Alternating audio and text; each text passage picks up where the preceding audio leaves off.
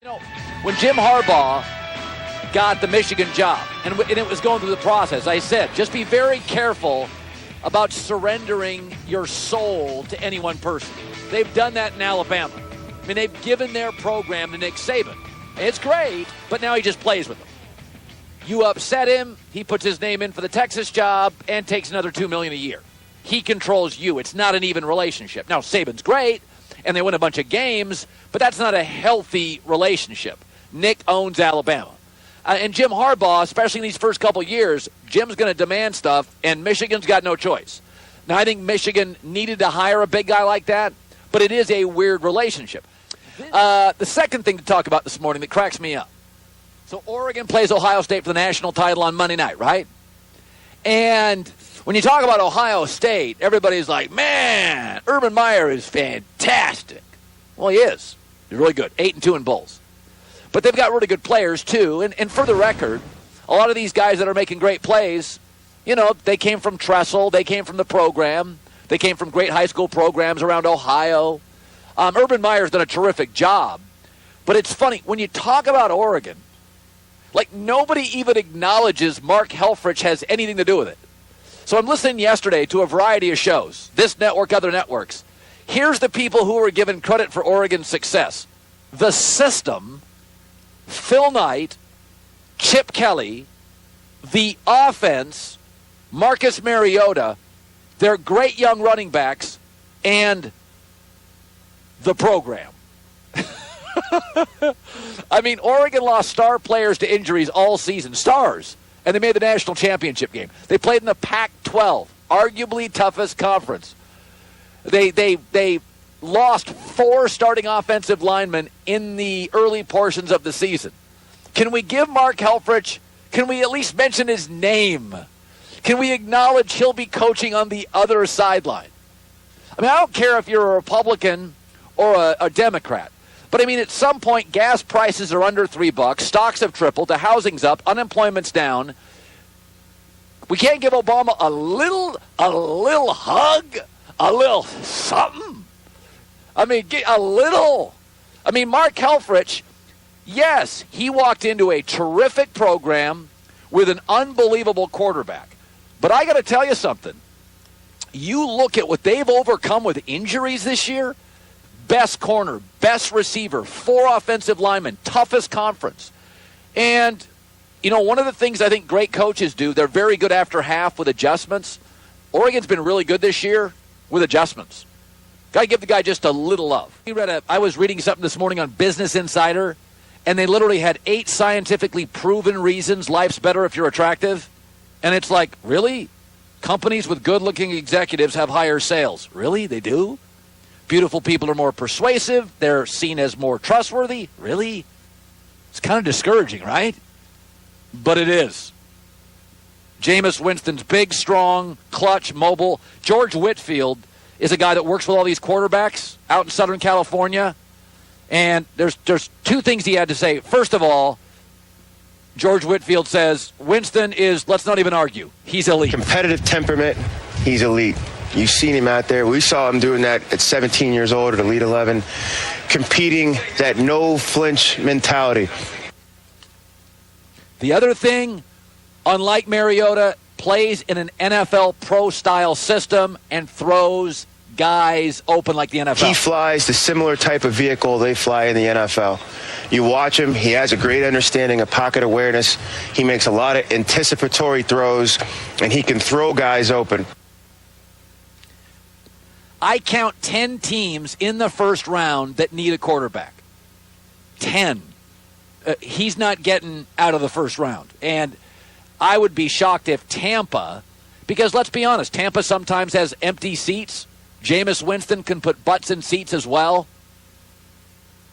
And don't they have stands? Josh McCown's starting for them right now. So they can go 6-7 games in that division, start the veteran guy, let Jameis figure out the system.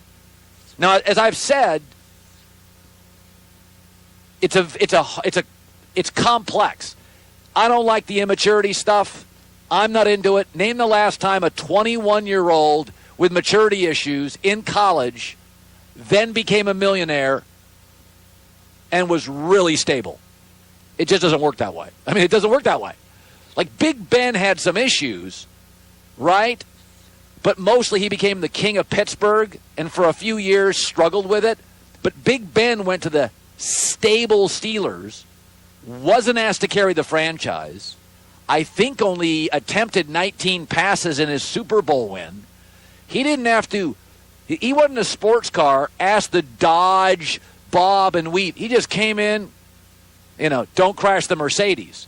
Jameis Winston's going to Tennessee or Tampa. He's going to be asked to carry a franchise. I don't think he's ready. And the sad thing is, all the places I think he would succeed don't need him or won't have the ability to draft him. And the places I think are most damaging for him have the picks, have the need, and will draft him. I mean, Jameis Winston could be successful, but he's got a little Big Ben thing here. He's got to go to the right family. Ed Werder's going to be in studio. Tell you, Aaron Rodgers, calf's not great. Calf's not great. Here come the Cowboys. Big offensive.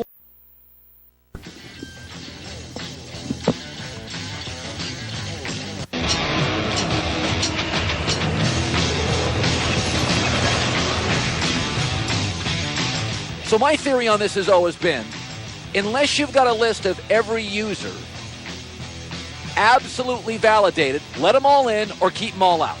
But don't be pick and choose guy. Craig Biggio, he's clean, right? Oh, of course. That guy's clean. Square chin Christian. All right, I'm going to throw some numbers at clean Craig Biggio.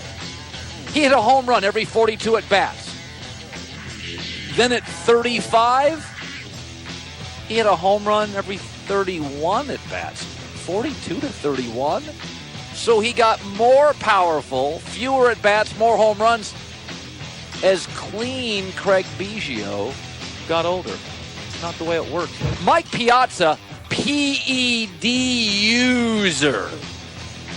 Through the age of 34, hit a jack every 15 at bats. The guy was stout. But interestingly, at 35, he got less powerful. He didn't hit as many home runs. Only a home run in every 23 at bats. Clean Craig Biggio. That's interesting. 35. Found some power. What are you saying, Colin? I'm saying you don't know and I don't know. And you're arrogant and deluded if you think you know. It's amazing to me. You think you know, but you don't know. Amazing. And Mike Piazza's not in today. Seriously. How's that possible?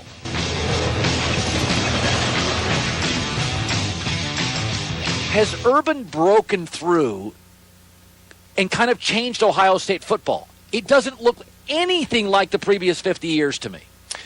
I think what Urban's done is he recognized, because of his background, I don't know if the game has ever required more of an influence and more of a need for speed in space.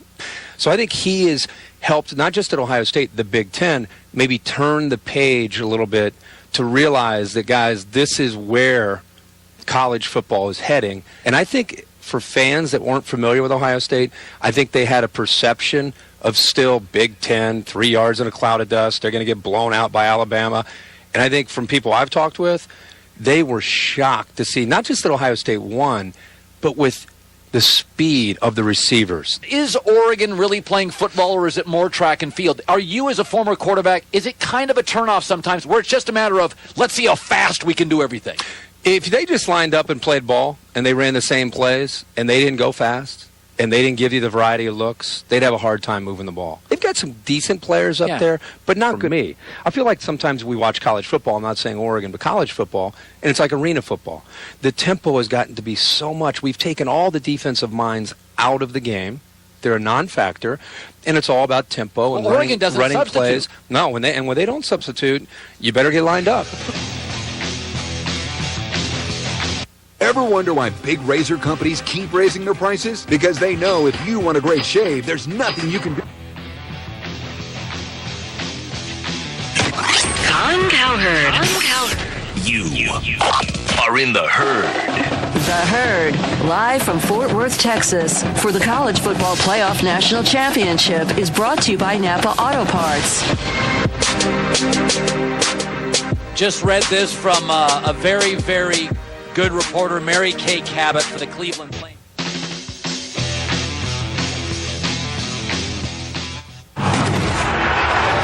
Now, The Herd with Colin Cowherd, live from Fort Worth, Texas, for the College Football Playoff National Championship game, presented by AT&T on ESPN Radio. And ESPNradio.com. I think he has helped, not just at Ohio State, the Big Ten, maybe turn the page a little bit to realize that, guys, this is where college football is heading. And I think for fans that weren't familiar with Ohio State, I think they had a perception of still Big Ten, 3 yards in a cloud of dust. They're going to get blown out by Alabama.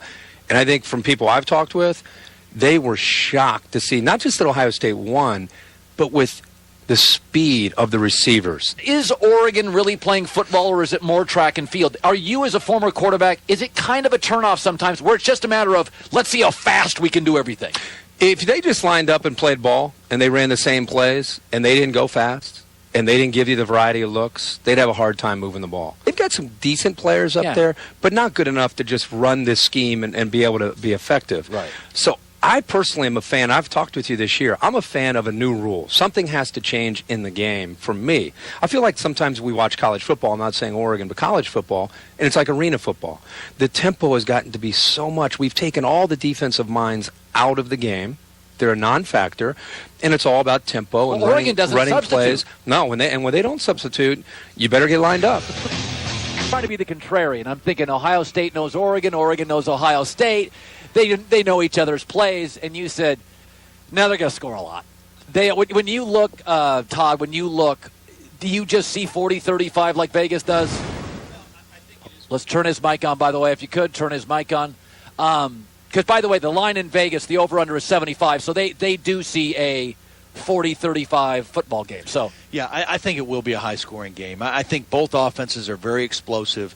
Both have the ability with balance to move the football, to do different things, to attack down the field. So I think that's the kind of game it's going to be. I think both defenses, have played well in spots, and I really think which defense plays the best or comes up with the most plays will determine the winner of the game.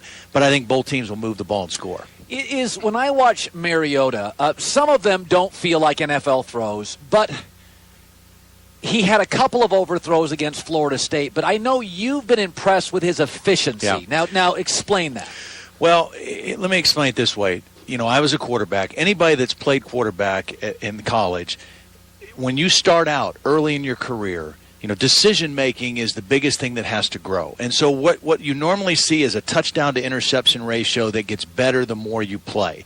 The more you play, the more experience you get, the more efficient you become. Marcus Mariota has been efficient from day one. His touchdown-to-interception ratio over the course of his career has been the same. Freshman, sophomore, junior. It's mind-boggling to me how efficient he's been, how good of a decision-maker he's been, how smart and understanding he is of their offense from the very first time that he stepped on the field. I mean, that part of his game, I think, has been overlooked or maybe underestimated how efficient he's been during the course of his career. And both of Oregon's running backs are freshmen. Yeah. The offensive line was chaotic. Does it signal his IQ? His confidence? I mean, what would lead to that sort of efficiency? Well, I think in talking to their coaches, both Mark Helfrich and Scott Frost, they both talk about his ability to understand and process things quickly. And the only other guy that I remember hearing coaches rave about that with was Peyton Manning. When I used to talk to David Cutcliffe about Peyton, his ability to take something from the film room or the practice field and process it and immediately carry it over to the games was off the charts. It's God-given. It's instinctual. And I think Marcus is like that as well. Now, the other thing that Marcus has is he's 6'4" and can run a 4.4, 4.5. I mean, so he has incredible physical skills to go with that kind of a mind. When you watch him on tape, does he enjoy pocket passing? I think he's okay with it. I think he's big enough to see. I think that he has the arm to make any throw that you would want.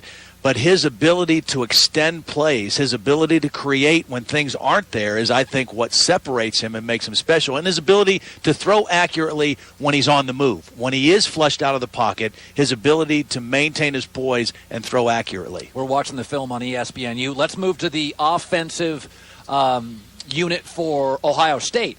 Now, I remember when the season started, I said, I like Ohio State, and I would get a lot of feedback even from Buckeye fans. They're like, our offensive line's a wreck. Yeah. We lost a bunch of NFL guys. Right. So let's talk about, you've seen the film, the development of the offensive line, not all the stars, right, for Ohio State. I think that's the key to their success.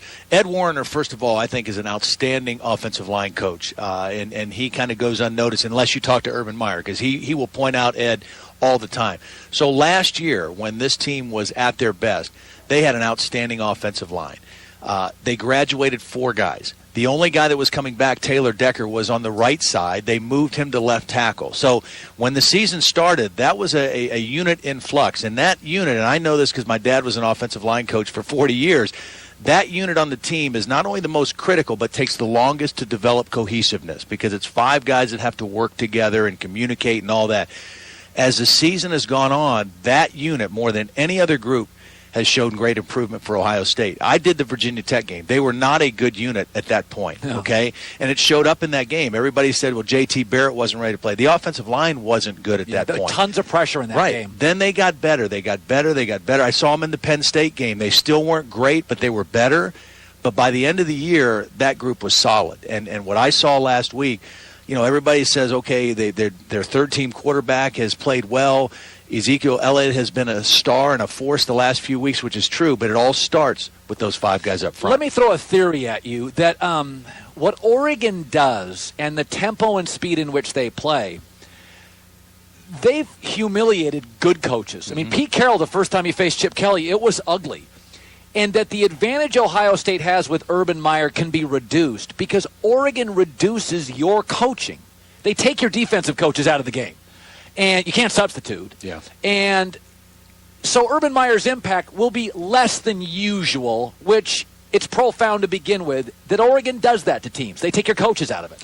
They can if they get going. When they get rolling, I mean, they're pretty devastating, and it becomes like an avalanche. So you have to get some stops. You have to create a few negative plays with your defense and set them behind the chains, and you have to get some stops and get them off the field. Somehow you've got to reduce their shots. Now, obviously, with Oregon, the way they play offense, the way they score, time of possession doesn't mean anything to them. Nothing. But the number of plays can be a factor. You have to limit their opportunities, so you do that by getting a couple stops on defense. You do that by controlling the ball when you have the ball offensively. So in that aspect, your coaching still is very important. Not that it matters, but I thought about this on the over-under, is that because of the style of Oregon, even if Ohio State led by 20 in the third, they'd be pressing. Yeah.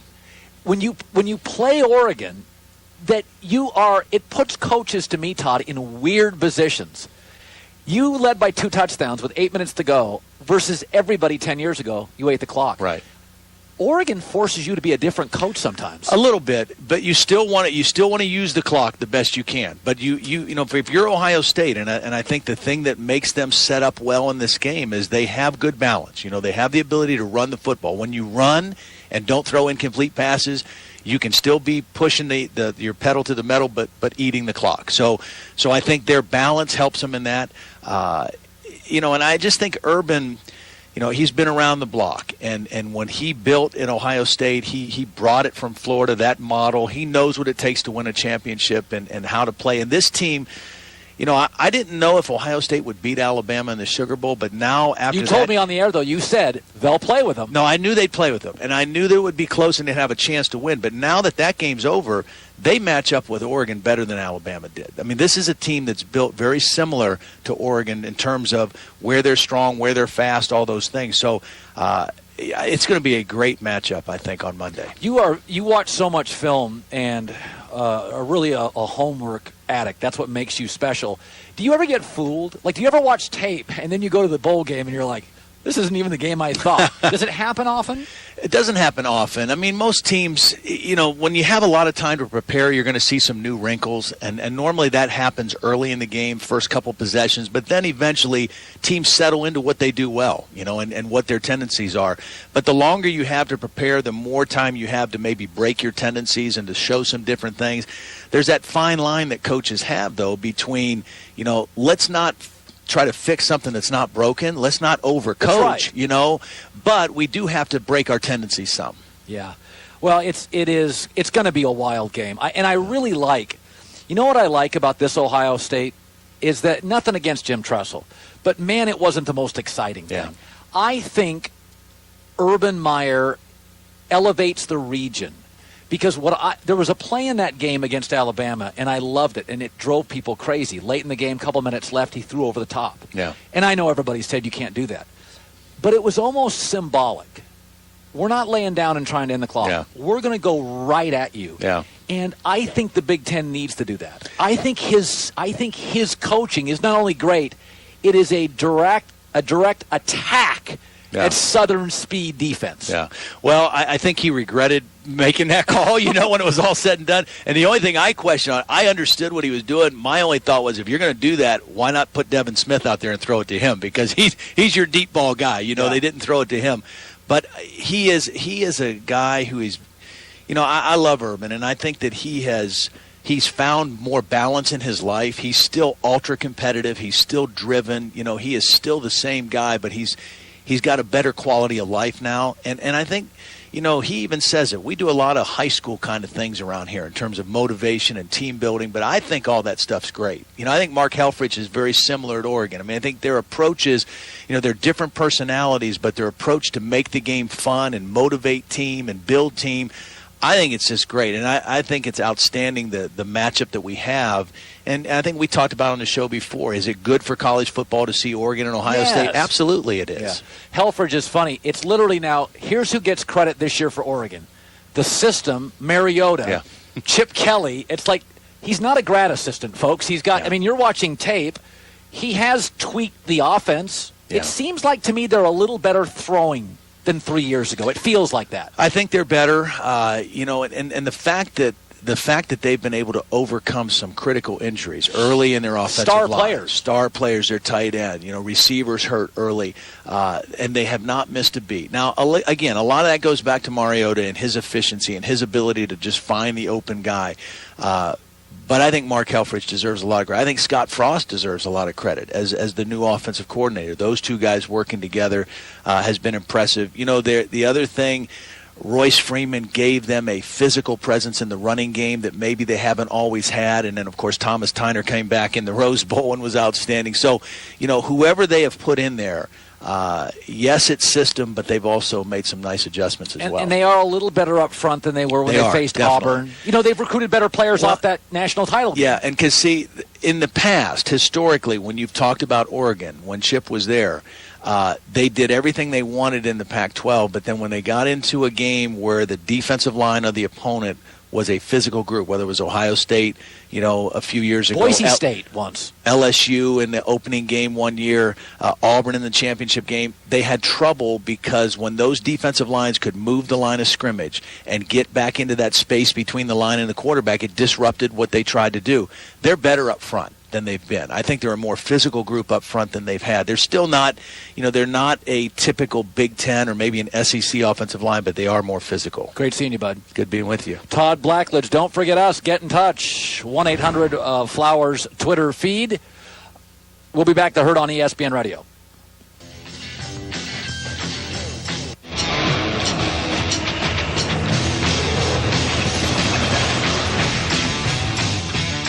Baseball writer who picks and chooses is no different than the guy at work who thinks he knows who's kinky at home. Yeah, I know that guy is. You ever looked at that guy? Let me tell you something, folks. The little guy in the mailroom who's quirky at work, he can't afford the dominatrix. The vice president can. Yeah, he's dropping 6 bills for Mistress Stephanie. It's not the quirky guy you think is lighting up a blunt at home. I'm doing live tweeting right now, which is dreadful radio.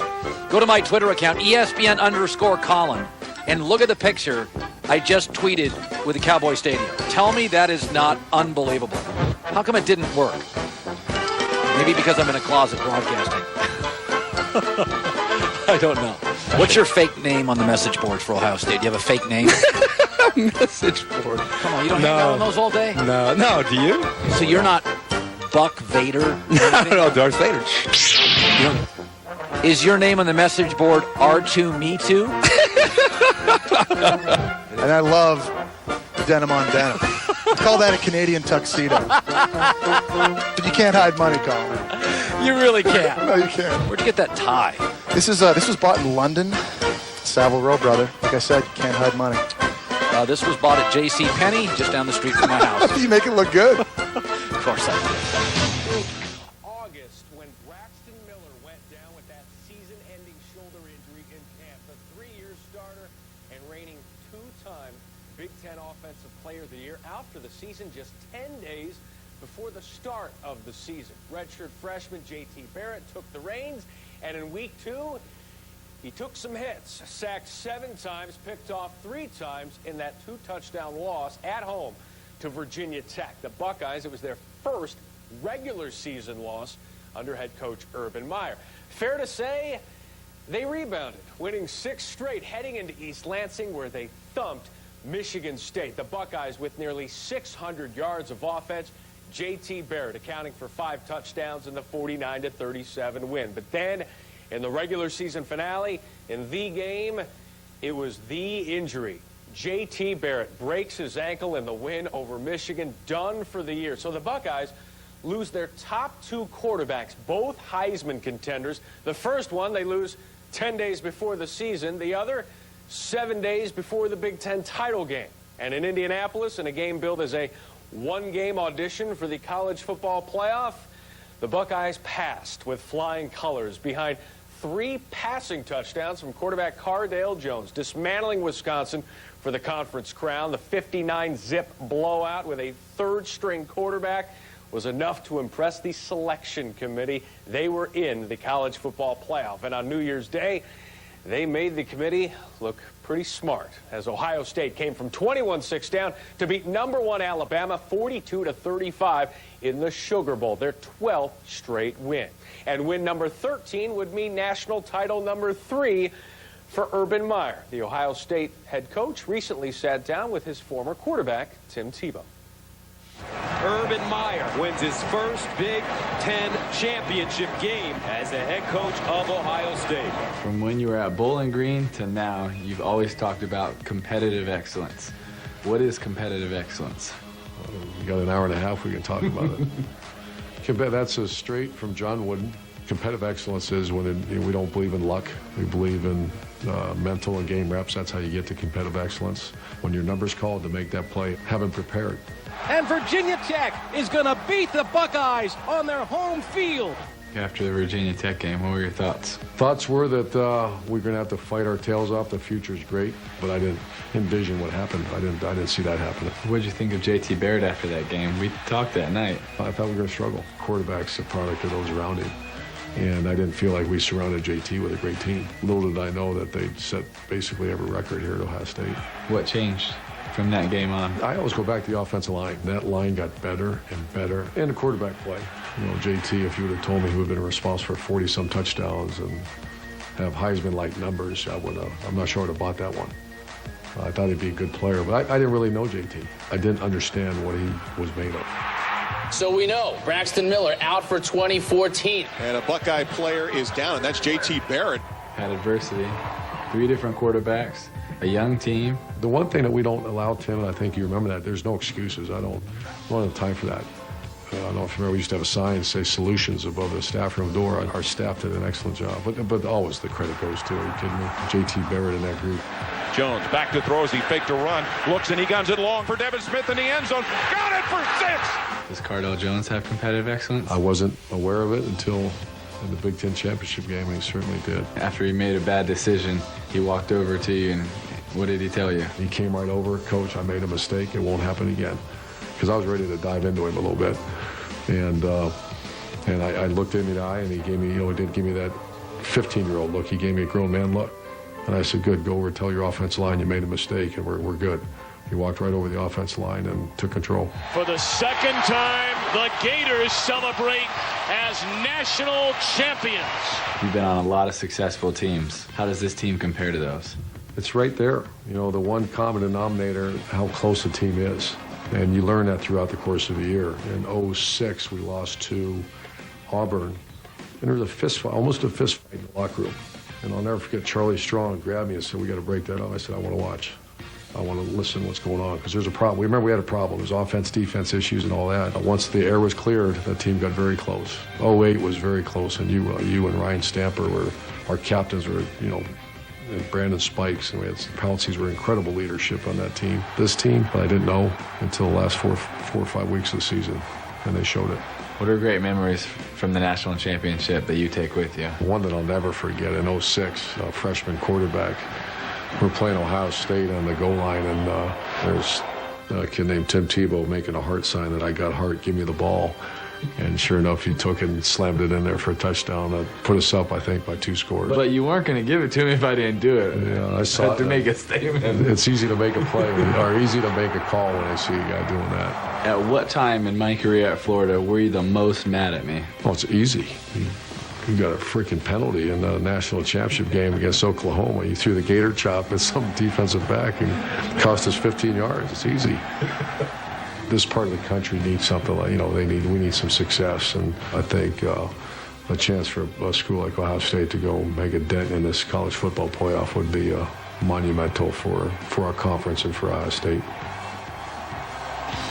Meyer, look at the list he would join there with his 3rd national title. Again, this in the modern era.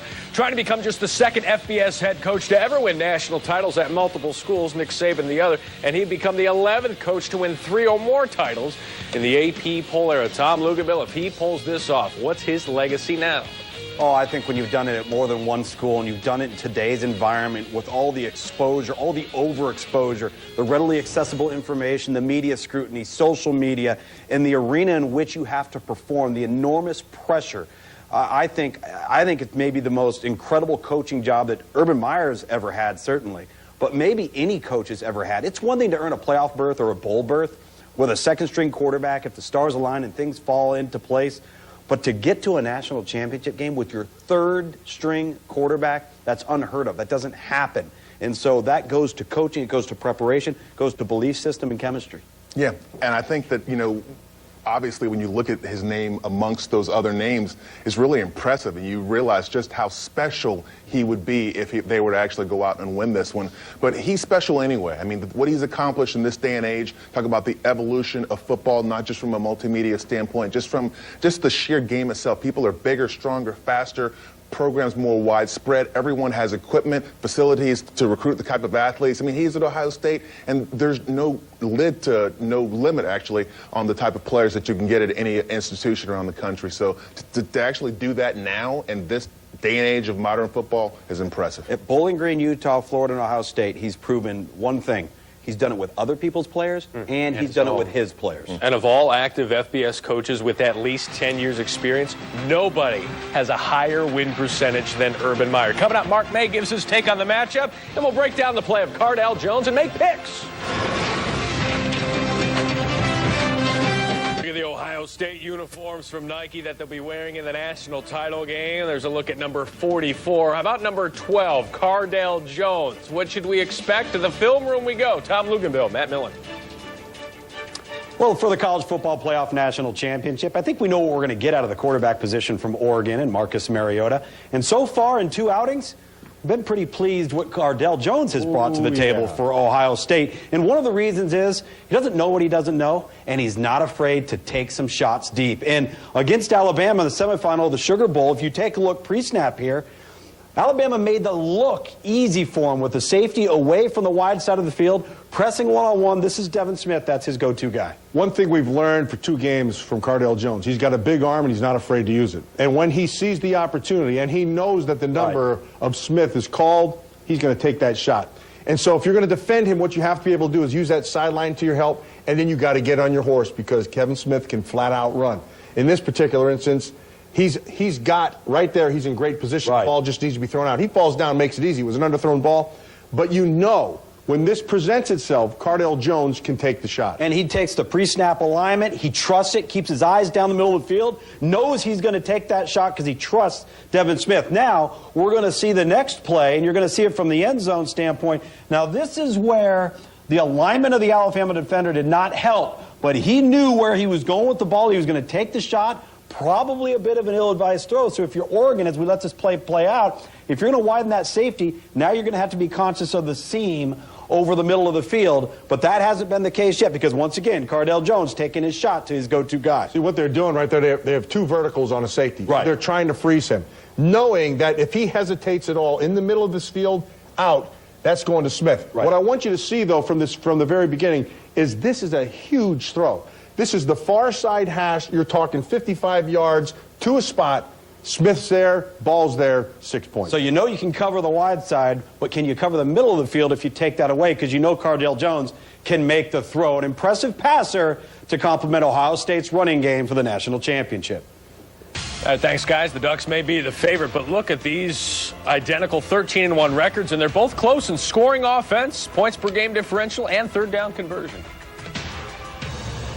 And for more on the matchup, let's welcome in college football analyst Mark May. Mark, we have seen Ohio State quarterback Cardale Jones flourish in his first two starts, one for a conference title, the other in the college football playoff. What do you expect to see from Jones in this matchup with Oregon's defense?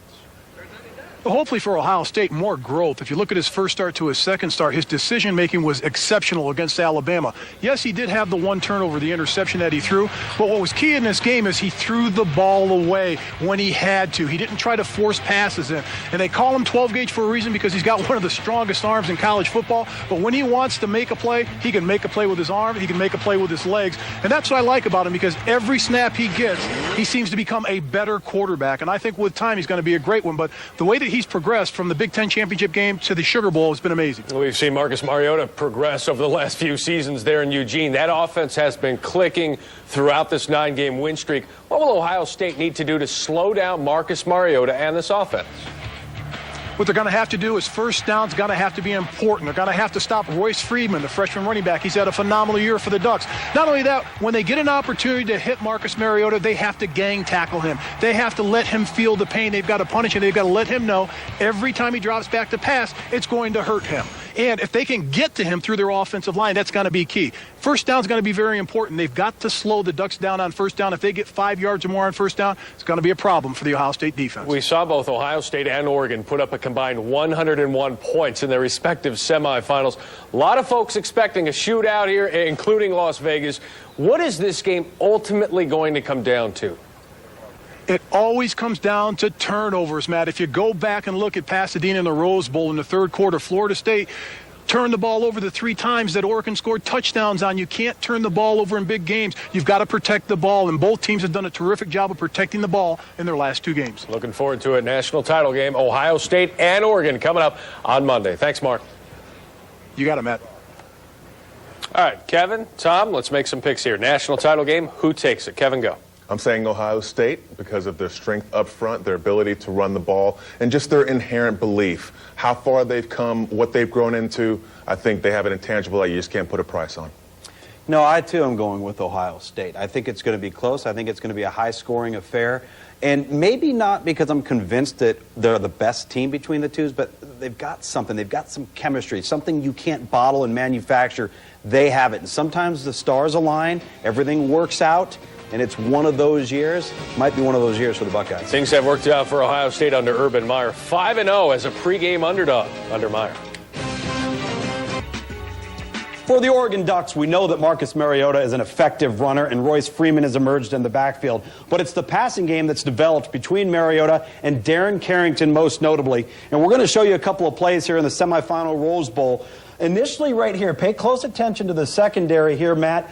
Florida State does a nice job in terms of their overall assignment, and they're not able to rush the passer, and it's the quarterback in Marcus Mariota that's got the patience to keep his eyes downfield. Yeah, and that's the key, because he has great vision, and he's not afraid to make any throw on the field, regardless of where it's at. In this particular case, you can see what they're doing on the top side. You got both safeties sitting deep. They have him Safety sitting on the inside, bracket to the inside. He's going to pass this off to the safety sitting over the top, and then here comes your routes back underneath. Now, keep in mind, if you're getting ready to throw the football right now, there's no one open.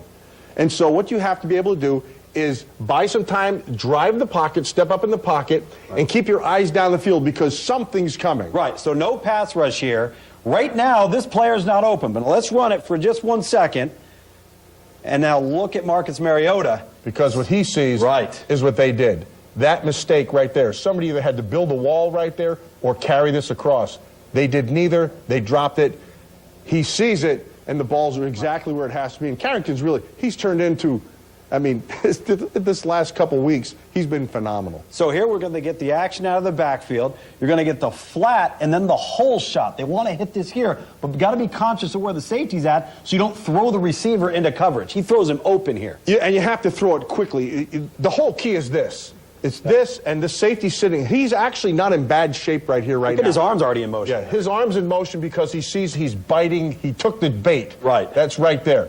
And so Carrington, who's about 6'1", about 190 pounds, redshirt freshman, this kid is the front end on a career that's going to be a lot of this. This kid's got tons of skills. Pick your poison. Stop the run, stop the pass, deal with the tempo. A difficult task for Ohio State. A great matchup in the national championship. All right, thanks, guys. Marcus Mariota so instrumental in that offense with the pacing as well, orchestrating everything, but he gets a lot of help from the guys up front, Mike. There's no question. And the solidarity of the offensive line gives him the time to make the right decisions. But he's so physically talented, so gifted as an athlete, that I think we overlook some of the other things. He can beat you in the pocket with his eyes and his arm. If he gets outside the pocket, he can beat you with his legs. But basically, he's a distributor of the ball. So he makes sure the ball goes to the right place, just like we saw in that video, or when he does the option read or the zone read in terms of give, keep, or pitch. He has been flawless in that performance. Flawless execution is one thing. To do it at that pace is really something special. When you're able to do those things, make those conceptual reads, when you're able to throw people open, reading the safety in the corner on a high-low look, and when you're able to do this play in, play out, 16 seconds apart, that's what separates you from everyone else in the country. Remember, that's the way that they practice. This is not something new to them. They do this every single day of the week. And they've had injuries throughout the season on that line. They're healthy. They're scary, scary good as they get set to take on Ohio State. Coming up, we'll put a bow on this. Mark May gives his analysis how the Buckeyes may try to limit Marcus Mariota, and we'll make our picks. All that straight ahead. By the numbers with the Oregon Ducks. How about the number one, as in first? Oregon's rank in offensive efficiency. They're trying to become the second team in as many seasons to lead the nation in offensive efficiency and win the national title. Florida State, the team they beat in the national semifinal, led the nation in both offensive and defensive efficiency a season ago. How about the number 49.2, their points per game during their current 9-game win streak? Since the loss to Arizona on October 2nd, the Ducks are averaging nearly 50 points a game, 9-0 during the streak. And how about the number 56? That's the number of touchdowns responsible for by Marcus Mariota this season. He's passed for 40 touchdowns. He's rushed for 15. He's caught a touchdown pass. 56 touchdowns, the most by an FBS player since Chase Clement of Rice had 57 back in 2007. The FBS single-season record is 63 by Colt Brennan back in 2006. Look at this. Identical records between Oregon and Ohio State at 13-1. Look at the points per game differential, the scoring margin, and third down percentage. Nearly identical. Should be a good one. Coming up on ESPN Monday night. And for more on the matchup, let's welcome in college football analyst Mark May. Mark, we have seen Ohio State quarterback Cardale Jones flourish in his first two starts, one for a conference title, the other in the college football playoff. What do you expect to see from Jones in this matchup with Oregon's defense? Hopefully for Ohio State, more growth. If you look at his first start to his second start, his decision-making was exceptional against Alabama. Yes, he did have the one turnover, the interception that he threw, but what was key in this game is he threw the ball away when he had to. He didn't try to force passes in. And they call him 12-gauge for a reason because he's got one of the strongest arms in college football, but when he wants to make a play, he can make a play with his arm, he can make a play with his legs, and that's what I like about him because every snap he gets, he seems to become a better quarterback, and I think with time he's going to be a great one, but the way that he's progressed from the Big Ten championship game to the Sugar Bowl has been amazing. We've seen Marcus Mariota progress over the last few seasons there in Eugene. That offense has been clicking throughout this 9-game win streak. What will Ohio State need to do to slow down Marcus Mariota and this offense? What they're going to have to do is first down's going to have to be important. They're going to have to stop Royce Freeman, the freshman running back. He's had a phenomenal year for the Ducks. Not only that, when they get an opportunity to hit Marcus Mariota, they have to gang tackle him. They have to let him feel the pain. They've got to punish him. They've got to let him know every time he drops back to pass, it's going to hurt him. And if they can get to him through their offensive line, that's going to be key. First down is going to be very important. They've got to slow the Ducks down on first down. If they get 5 yards or more on first down, it's going to be a problem for the Ohio State defense. We saw both Ohio State and Oregon put up a combined 101 points in their respective semifinals. A lot of folks expecting a shootout here, including Las Vegas.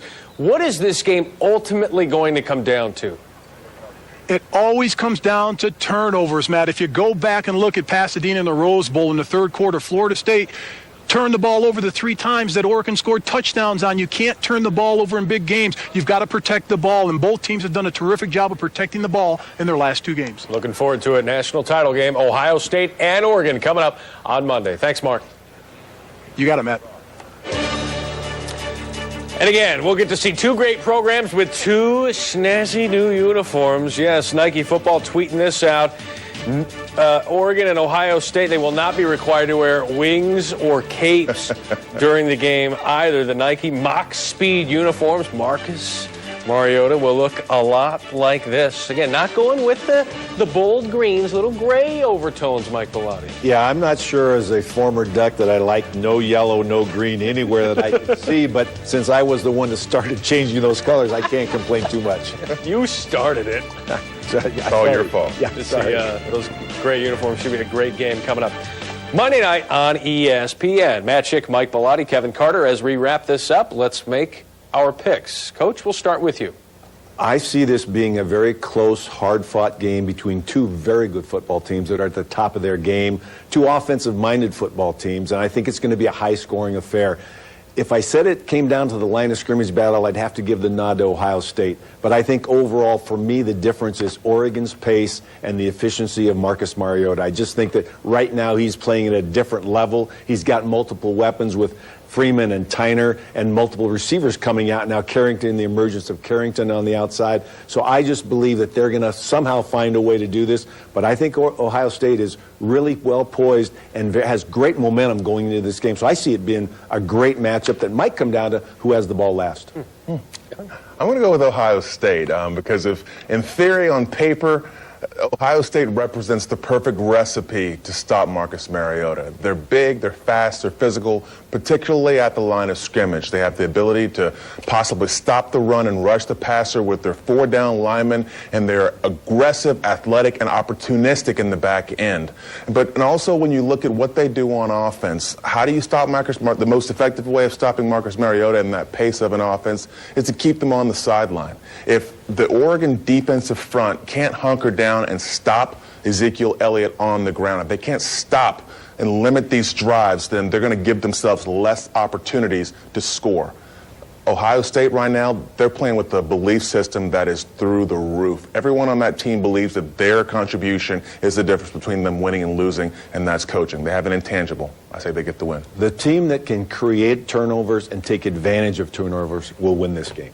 Oregon has not lost the turnover battle in any game this season. They've been either even or on the plus side so far this season. Quickly, guys. Oregon win or lose. How does that impact the legacy of Marcus Mariota?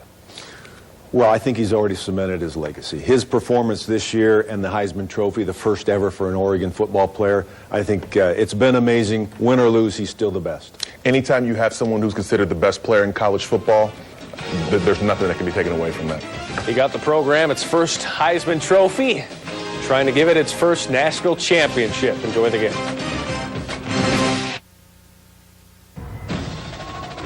I'll be taking my talents to USC.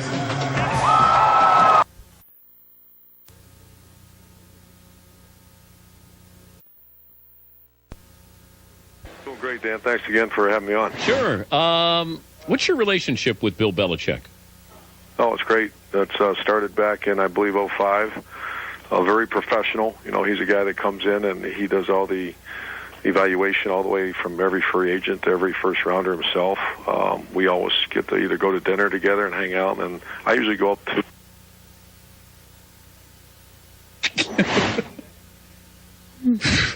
Yeah, Paul. The Patriots don't like anyone talking about Bill Belichick. Yeah. Patriots don't talk, and you can't talk about the Patriots either. So we'll... We're Fritzy.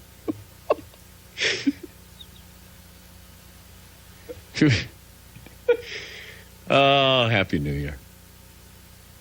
Happy New Year. Yes, Heaton. That's unfortunate. Yeah, it is. It never happens with like a not to say the wrong thing, but a lower level guest. Yeah. Yes. What, McLovin? Urban sounded really excited to talk to you, too. He was in a great mood, ready to go. Now he can't be happy after this, after Fritzy somehow... disconnected the phone. Yeah. Fritzy's... I think he located it. Yeah. Yeah, sorry about that, Coach. That's okay. Yeah, the phone call didn't disconnect when we had Helfrich on, so I don't know what that says, but we're glad to have you back. But how did you get the relationship with Belichick? How'd that start? I got a phone call one day that said, "Hi, this is Bill Belichick," and I said, "Well, this is Pete Rose." You know, I thought someone was just joking around, and he said, "I'd like to come in and talk to you." And it was really it was when we had Alex Smith and we were doing some kind of unique things in the 5-out passing game, and it was great. And you were one of the godfathers here of the spread offense when you were at Utah. How does that help you in facing Oregon? I think from the defensive perspective, I'll go in and what bothers us. You know, certainly my majority of my career has been spent on offense, so I'll just I never tell them what to do, but I say this is what is hard to block, hard to run the ball against, hard to throw the ball against, and that's how we try to help our defense. But and I was thinking about this with Mariota. Is he similar to Alex Smith? No, he's a much different player. He's probably similar more to, I'd say Braxton Miller. He's a dynamic athlete. You know, Alex was a 4.7 40 guy that was extremely efficient and an A1A thrower. Mariota's got it all. I mean, he's a great thrower, but he's also, I mean, what really the throwing, you can control throwing. You know, you never really stop it, but there's ways of defending the pass. It's the keeping plays alive. You watch Michigan State; he won that game not because of throwing, but because of extending plays. Okay, how do you defend that? Oh, you got to when you have a chance to. They missed tackle. There's this one play in particular that kind of changed the game, and I've seen it on highlights a bunch on TV. It was a 3rd down and long, and they had him wrapped up, a free rusher, and the guy missed the tackle. He missed another tackle, and he dragged out of it and completed a pass for about 18-yard gain. It kind of turned the whole game. They sack him there, they get the ball back, and you got to tackle. What kind of notes do you take when you're watching a game? Watching a game, I just have a pad of paper with me, and I'll start, just taking notes on tendencies, and we call them ways of identifying what kind of indicators is the word, like what kind of pressures are coming. So I'm a big indicator. We're a big indicator staff. What is giving it away on defense that a certain pressure is coming. That's most of the notes. Why does offense fascinate you so much? Why does offense fascinate me? I just it's a chess match. It's a chess match that I think we're aggressive, and I think I love scoring points. I love when I see those opportunities show up. Have you ever called a play and you've said to your assistants, "This is going to score a touchdown"? Oh yeah, a bunch. When's the last time you did that? Oh, Saturday. What was the play? It was bench flood on 3rd down, and it did score. And now there's been a bunch I called, like in the last series, we called a hitch and go and double cut, and it was probably one of the dumbest calls I made. And I didn't say we almost lost the game, but we're going to take a shot when we're trying to run out the clock. Do you get yelled at, or do you yell at yourself? I yell at myself. Nobody's allowed to yell at you? They're allowed to have conversation. There's not a whole lot of yelling. How is your pregame speech? If I went back to Youngstown State, or this pregame speech you're going to have for the title game, how's your pregame speech changed or stayed the same? I think that's a great question. Is the older I get as a coach, pregame speeches are very overrated. This is all about preparation. The pregame speeches are more important on games that you're picked to win at noon. Where it's not you got to somehow get the energy going in the locker room. There will be no shortage of energy in the locker room on January 12th. And there certainly wasn't any shortage of energy against Alabama. The big ones are when you have to get them fired up. But this is all going to be about composure and how to win the game. It's not going to be so much a fiery speech. We would talk all the time about the BCS, and they'd get it right because it was the top two teams playing for the championship. And I would argue, how do we know those are the two best teams? If we had the BCS, it probably would have been Alabama and Florida State. Right. Don't you think? No question. So BCS didn't always get it right, and I have maintained that nobody wanted to face you guys late in the year. You got better. Yes, third-string quarterback, and even Oregon, not great at the beginning of the year, but got better at the end of the year. But are we looking, though, at just doubling this and going to eight teams eventually, Coach? You can't do that. Now that I've done it, and once again, there better be coaches on these committees. I think we learned a lesson, with how the family travel and there better be student-athlete representation on any conversation. And I'm going to be very outspoken about that. If there's any more conversation about adding games, there better be coaches on that, and there better be student-athletes. Well, what's your concern, though, with that? You can't. You better give us 110 scholarships then, because you're down. I can't speak for Oregon. I can speak for Ohio State that we added. When they had 85 scholarships, there were 12 games. Now there's 15. Yeah. And the last three they added aren't, against smaller, they're heavyweight prize fights. You just can't do it. Were there seasons when winning a title was a relief more than joy? Yeah, 08. That bother you? It killed me. And I got asked that question after the Sugar Bowl in 2009. At what point in your career did it become more of a relief? And the loss is more agonizing? And I've talked to many a coach. Mike Krzyzewski, believe it or not, we had a long discussion about that. And that's not a good sign. What did Coach say about it? Oh, he went through the same thing. It's amazing how many have, gone through the expectation issue, and you create this monster, and how do you feed it? And more, coaches are grown men. It's when you start having that appearance and demeanor, it affects your players, and that can't happen because that's when you got a problem. But what advice would you have taken 15 years ago on this of enjoying it and appreciating it, and because you had blinders on, you had tunnel vision, you want to be great.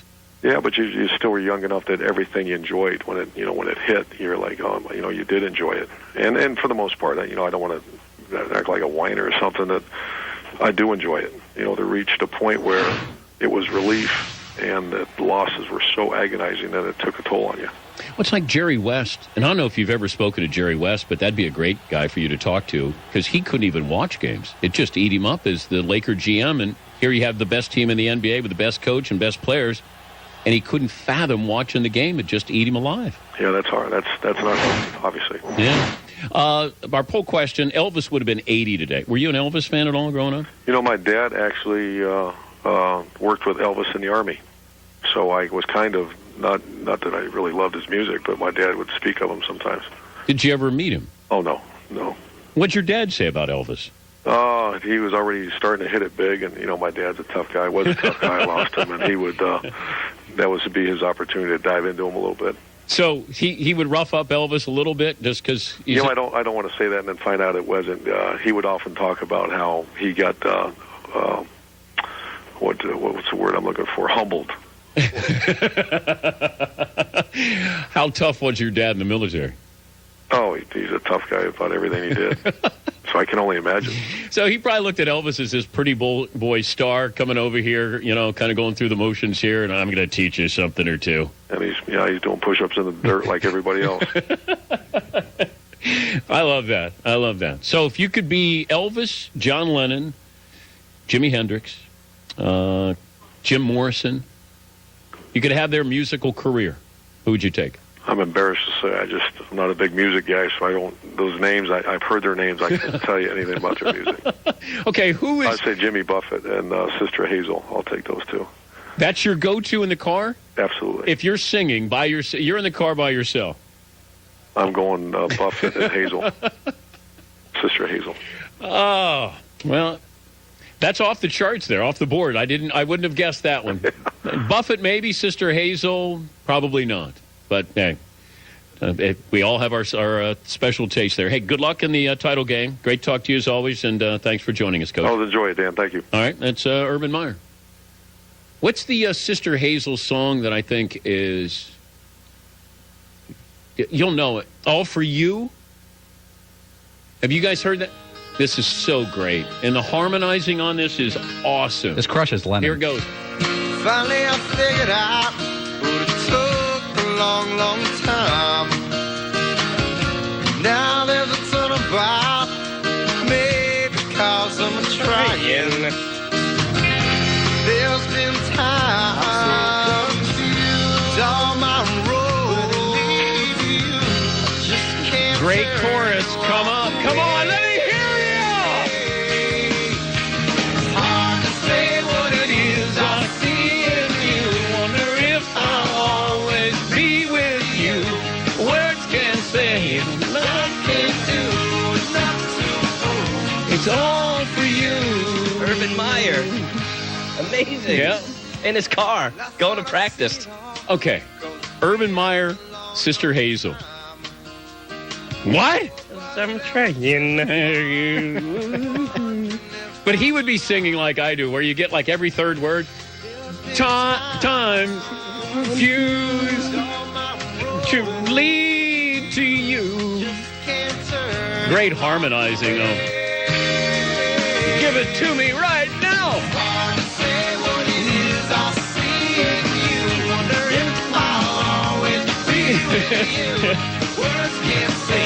White man overbite dancing.